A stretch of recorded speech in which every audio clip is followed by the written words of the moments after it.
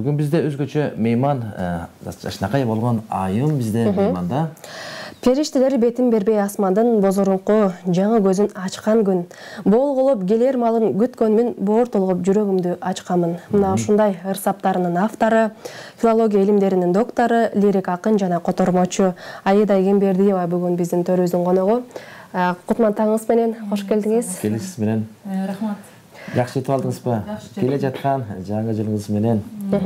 Сиздер көп ойчул болуштар, баягы арканды алыска таштап, Кыргызстанда дегеле жер бетинде эмне болуп жатканын көзүңүздөр менен көрүп турасыздар. Акындар негизи акылдуу деп айтылат эзелтирен тарыхта. Биринчиден сурап ушу адабий прогресстен ушул деңгээли кандай болуп жатат? Азыркы учурда адабий процесс дегенде эң ийкемдүү жанр деп коет поэзия бут менен басылат дейт. Бут менен жазылат дейт, басып баратып деле жаза бересиз. Буга баягы прозаны жазган сыяктуу атайын даярдыктын кереги жок, толтура маңдайына китептерди коюп алып жеп, пьеса жазгандай даярдыктын кереги жок. Анан баягы эң ийкемдүү жанр деп коет. Кандай катаал шарт болбосун, жазыла бергенде баягы союз урап, жаңы постсоветтик учур башталды, элдин баары көртүрлүк менен алек болуп калды. Ошол учурда дээрлик проза жазгандар, анан пьеса жазгандар абдан сейрек болуп калган, бирок ыр китептер кадимкидей эле чыга берген болчу да. Анан ушул жагынан алганда да бул баардык учурда жашай бере турган жанр. Жакшы эже. 20-декабрда мынакей Омат жана Түнкү лирика аттуу китептериңиздин бет ачары болот экен. Буйруса эртең дагы ушул Алык Осмонов атындагы китепканада саат 2-де бул Түнкү лирика котормоңуздун автору келет жана ошондой эле автордун оозунан дагы казак ырларын оксак болот экен. Мына ошолор боюнча өзүңүз кененирээк токтолуп айтып берсеңиз. Ооба, мен 20-декабрда Улуттук университетте филология факультетинде болду, китептердин бет ачары сыяктуу чакан чөрүдө болду. Анан мунун өзү деген эң туура болду деп ойлойм. Именно ошол окуу жайда болгону, анткени символикалуу түрдө эң туура ошол окуу жайды бүткөм. Анан мен кайсы бир отчет беришим керек болсо, ошол өзүм окуткан ага эжелерге барып бергеним да туура болду. Мен өзүм деле окуу жайда иштейм. Ишеналы Арабай атындагы Улуттук университетте bizde да чоң зал бар, толтура студенттер бар, окутуучулар бар. Ал жерге чакырсам деле зал толмок, ыр окулмак, бирок ушул Улуттук университетте өткөнүн мен туура көрдүм. Анан ошол жерден алгач окурмандар менен жолугуштум десем болот. Анан Кудай буйрса эртең 24-түндө саат 2-де Алык Осмонов атындагы улуттук китепканада Түнкү лирика аттуу китептин автору Муратхан Шокан, азыркы казак адабиятынын көрүнүктүү өкүлдөрүнүн бири бул келет, жана Эрбол Бейлхан деп да бир акын келет. Анан алар менен жүз көрүшкөнгө мүмкүндүк болот. Ошо мүмкүнчүлүктөн пайдаланып окурман журтчулугун эртеңки поэзия кечесине чакырат элем. Жакшы, эң сонун. Айтсаңыз эже, анан учурда кыргыз аялдар поэзиясында эмне жаңылык, мурунку жана учурдагы абалдары кандай? Мен 2012-жылы кыргыз аялдар поэзиясы, көркөм табияты, тарыхый өнүгүшү, идеалдык стилдик өзгөчөлүктөр деген темада докторлук диссертациямды коргогом. Бул мага деген абдан тааныш чөйрө. Дегеле адабият, дегеле поэзия, мен кичинемден ушу китеп менен аралашып өстүм.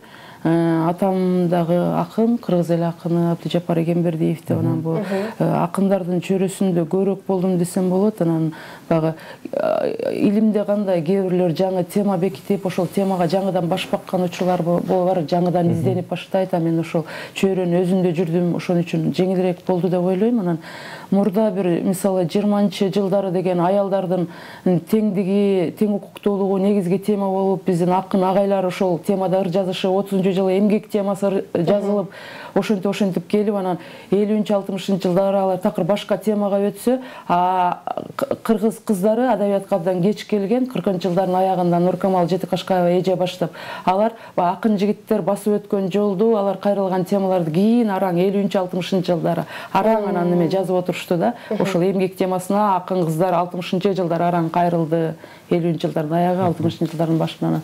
Бул жагынан алганда баягы акын жигиттер чыйыр салып кеткен жол менен анан аялзат аркасынан келген сыяктуу да. Бирок мо 70-жылдардан баштап картина кескин өзгөргөн, жана Сагын Акматбекованын Жамгыр деген китеби жарык көргөндө баягы бизде адабиятта кандай болчу, бир айтылбаган мыйзам бар болчу. Ыр китеп чыкканда башына Ленин тууралуу, ойлар мекен тууралуу жаратылыш, сүйүү жөнүндө аягында кетип атпайбы? Сагын эженин Жамгыр аттуу 70-жыл жупкада бир китеби чыкканда эле биринчи бетте эсиңдеби сен экөөбүз чуркап өткөн мүрзөлөр корккондуктан жүрөктөр дабысы бек кармашкан колубуздан угулуп деп эле биринчи бетинде эле мүрзө темасы орун алып, бирок окурмандар үчүн жаңы нерсе болгон. Анан бир топ акын кыздар тургай акын жигиттер эженин таасиринде ыр жазып, ал бир топ мезгилге чейин уланган да. Жакшы. Анан негизи эле айтып коет эмеспи, акындар жасап жазбай жашап жазат депчи. Мисалы, ар бир ырды жашап, канча толгону менен жаратасыздар, ары дүйшүктүү, ары кадырлуу, сыйлуу кесип десек да болот. Жана ошондой эле сиздин ушул котормочулук өнөрүңүз боюнча дагы сурагым келип турат. Мынакей казак тилинен кыргыз тилине котордуңуз. Негизи казак тили менен кыргыз тили жакын деп коет, бирок ушул котормо ишинде бир топ эле дүйшүктөр болсо керек эже. Ооба, жана Байдал агайын айтканы барго, ш менен чсы болбосо айырма жок, анча көп деп ушундай жазганы бар.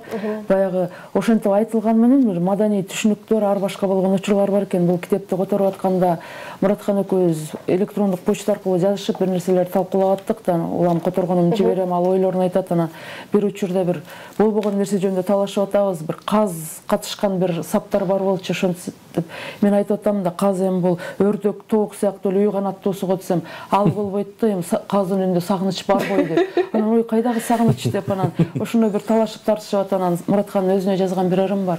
Сагыныч бар дейсиң каздын үнүндө, каз жер басат, каз каркылдайт, каз учат, карапайым жандар билбес кадырын, сагынычын сендей жандар угушат. Жерди тыңшап, көктү тыңшап бир өзүң, кызык экен кыял менен мүнөзүң, чатырыңа өзү келип ай конуп, адам уккусту ушко кулак түрөсүң. Укпайсыңбы каргадан үн сүйкүмдүү, уктайсыңбы уктар кезде эл сындуу, ушул дүйдө бүтүн мууза болгон субудур койсуң көк кыргытып бөркүңдү.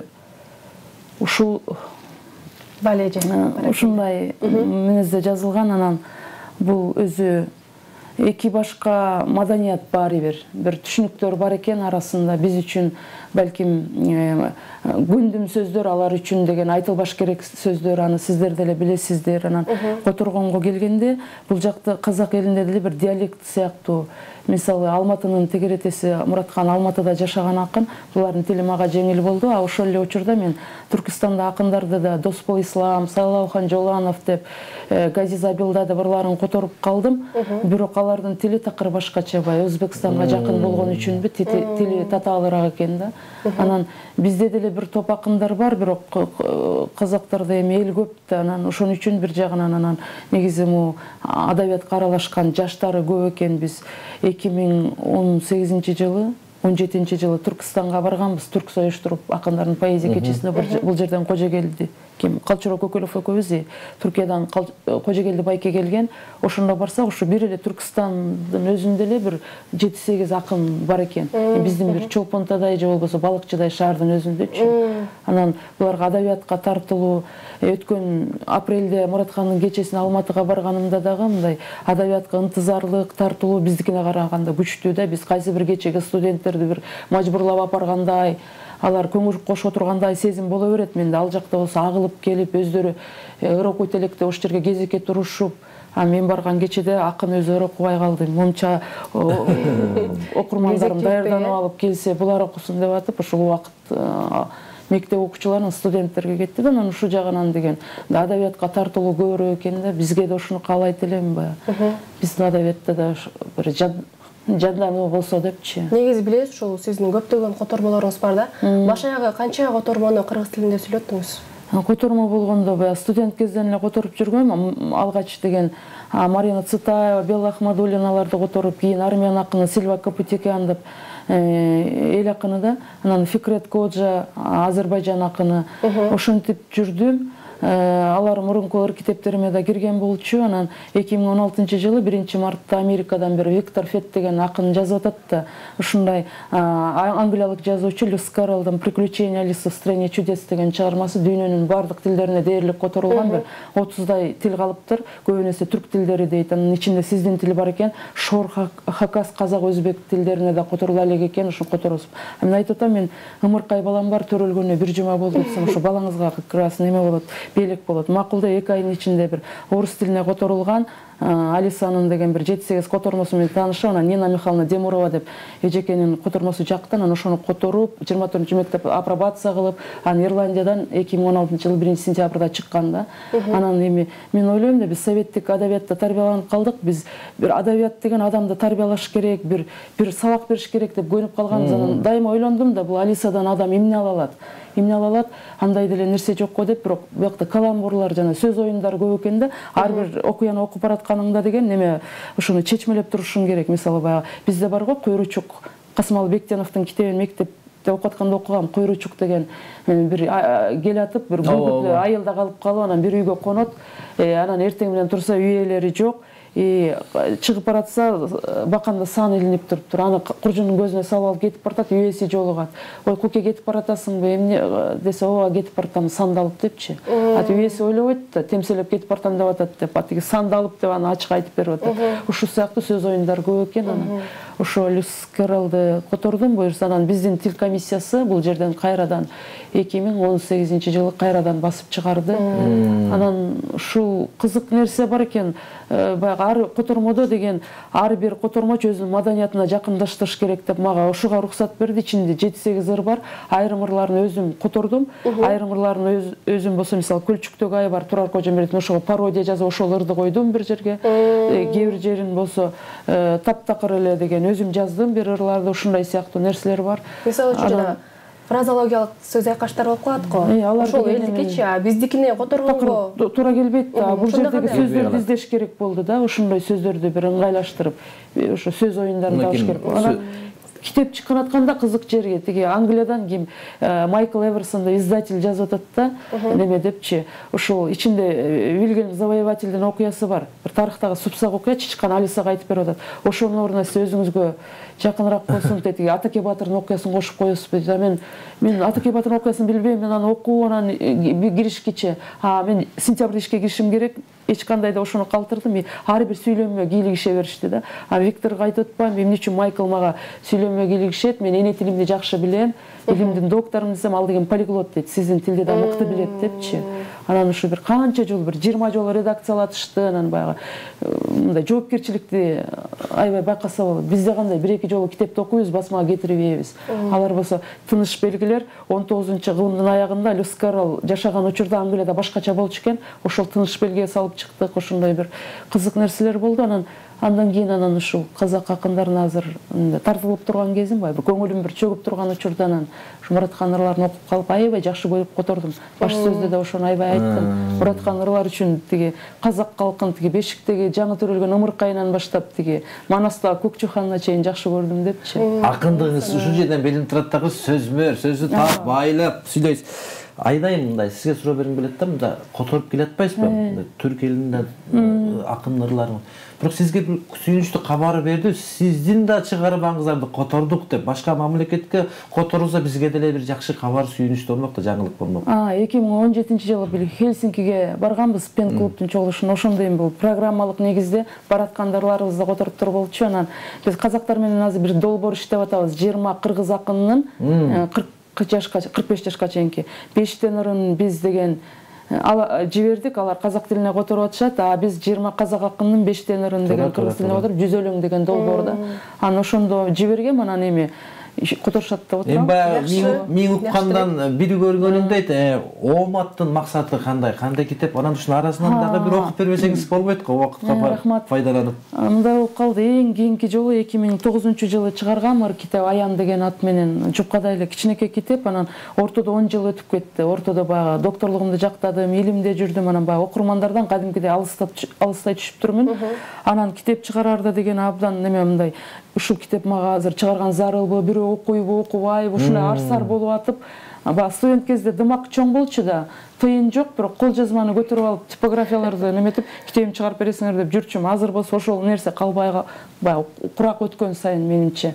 Анан бирок акыры чыгынып, анан жаңы эле чыккан ырларымды деген чыгарайын деп атсам, Илимдер академиясына бир жумуштап барып калсам, Бусурман Удракаев деген театр актеру бар. Байке мени сурап, кандай жүрөсүң? Анан бирөө менен алмаштырып атат болсом, ыр жазып атасыңбы? Мен силерди жатка билем деп бир жеңеке кагала келди. Студент кезде бир ырымды айтып калсам, мен кандай сыйбык. ооба мен аябай таң калдым. Таң калып анан деген мурункурларым деле окулат турбайбы деп анан деген аларды да киргиздим. Анан мени окурмандарга кимдир бирөө кайра башынан тааныштырыш керектей болуп туруп алды. Анан бир белгилүү эле акынга ушу бир баш сөз жазып бересиз, айтат сен өзүңдү бир мактап жазып келсең, мен ден соолугум болбойт деле ошого кол коюп берейин. Анан жанында дагы бир белгилүү адам турган аябай ыза болдум. Мен мактанганга муктаж эмесмин. Азыркы курагымда эми жаңы жазып жүргөндө мактаса жакшы болмок. Анан ошого аябай ыза болуп, анан бир катаал бирөөнө берейин, ушу ырларымды бирөө баш сөз жазса деп анан Мамасал Апышев деген адаятчы бар. Анан жазуучу. Мен мектепте окуп атканда «Запоздалая весна» деген китебин окугам. Советский писатель, Москвадан чыккан 80 канчанчы жылы. Өзү Горький институтун бүткөн, анан ошо байкеге берсем жазыптыр. Аябай катаал баш сөз баягы неме. Кыргызча айтканда кебез менен муздаган деп, анан бирок ушундай бердим. Ушу күндөрү 5-6 киши айтты, ушундай баш сөз китебиме мен бермек эмесмин деп. Бирок мага жакты да. Кандай болсо дагы мындай чын айтып атат. Ошонун Оомат деген сизге керектүү сөздөрдү жазган. Сөздөр эми бул кандай болсо ошондой айтты да.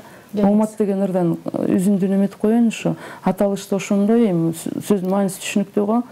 Көңүл ырдап турбаса көргөнүмдү, окурманга мен эмне бере аламын, өмүрүмдүн боштугу болбосо деп калем кармап илимге караладым. Балалыктын шаңкайган асманында жамгыр болор булутта тунук эле, бирийненин көзүндөй жылчыктаппай кетчү болдум жакшына туруп эле. Биздин күндүн асмансыз жылдарында аба жетпей думугуп дел болосуң, баасы кемип бараткан багытыңдын толуктуруп басынып кем болосуң. Бакытымдын кылайган учун көргөн, таттуу ачуу сезимге кагылышам. Балам ойноп баа кылган күндөрүмдү жалаң күңүрт деп айтсам жаңылышам. Үйгө ташып санааны көчөдөгү, үңүрөйгөн капага көмүлөсүң. Көрбөйм десең көзүңө тикен болгон, заманда эле ойлорго чөмүлөсүң. Жаз жай күз кыш арасы ажырымсыз, куштай учат убакыт ылдамдыгы. Андан өткөн ооздуксуз мамилелер кыйкым таап турушат кылдан бүгүн. Дубал болсоң оеба курайт элең, шише болсоң айнегиң чарт жарылмак. Отсуз туруп суу болсоң кайнайт элең, отун болсоң бир айлаң батта болмак. Адамсың сен, урагыс сындыралгыс, адамсың сен азапка чыдай турган. Чындык таппай чыдамың бүткөн кезде, маңдайыңдан Кудайың сылай турган. Жолду бассам жоголор түрү жоктой, жолдошума көргөзчү бекер адат. Манас деген дүйнөнү көтөргөн жан, кыялымды бир менин көтөрө алат. Алды жактын кабарын божомолдоп, айтым чыдай ар сөздү кеп кылабыз. Аруу ниет береке келер күндү, аман болсок көрөрбүз деп турабыз деп. Биздин өлкөгө дагы, биздин элге дагы акыры бир оомат келет го деп бир жакшы тилек менен жазылган, жакшы үмүт менен жазылган. Баракелдейди. Жакшы тилек жарымыңыз дейт. Буюрса жакшы тилек менен жазып турсуз. Негизи ушул оомат ырлар жинагы китебиңиз көбүнчө кайсы тематикага басым жасалды?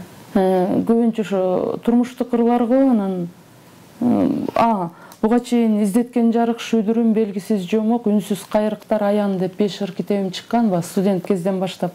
Анан андагы ырларды айтып атпаймынбы, Сурман Байкенин жанагындай сөзүнөн кийин алар деле эл окуйт экен деп анан арасына мурунку китептерден дагы бираз-бираздан кошуп койдум.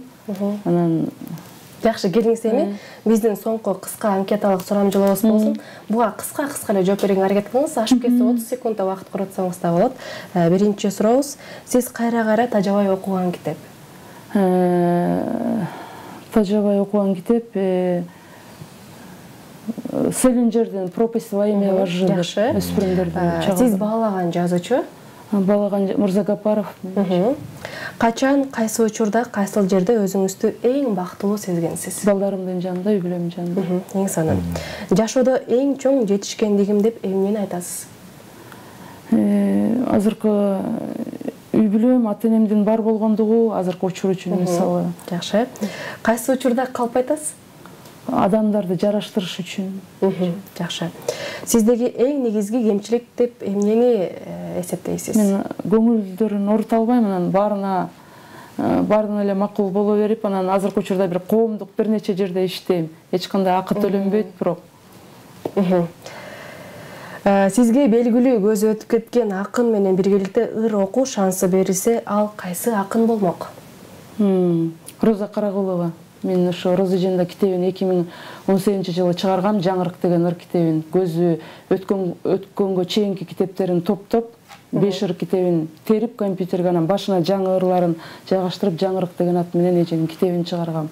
Абдан жакшы көргөн акынын. Жакшы, эң сонун келиңиз эже эми ошол алдыда жаңы жыл келип атат, жалпы кыргыз элине каалоо тилейиңиз. Элге эмне каалайм? Эң негизгиси аманчылык каалайм, тынччылык каалайм. Анан бизде ошо бир баягы депрессионный абалдан чыгып, бир алдыга үмүт менен карасак, анан ушул биздин элдин башына бир оомат келип, канча өлкөлөрдүн катарында азыр деле ордубуз оңой эмес, бирок мындай алдыга озгон элден болсок деп тилек кылам. Сиздерге да чоң рахмат, ушу билиңиздер менен аманчылыкта болуңуздар, чыгармачылык ийгиликтерди каалайм. Чоң рахмат, гамканыңыз келсин. Чыныгы айдайым, манас бабабыздын урпактары экени билинде, кайсыл учурда калпайтам дейт, эки элди ынтымакташ үчүн калпайт. Эң сонун бул жөрөлгө да. Ылайым ушул ниетиңизден ар дайым эле жакшылыктын жарчысы болуп жүрөрүңүз, ушундай эле жакшылыктарга көп болуп жүрөрүңүзгө тилектешпиз. Ишиңизге ийгиликтерди каалайбыз, күнүңүз көңүлдүү улансын.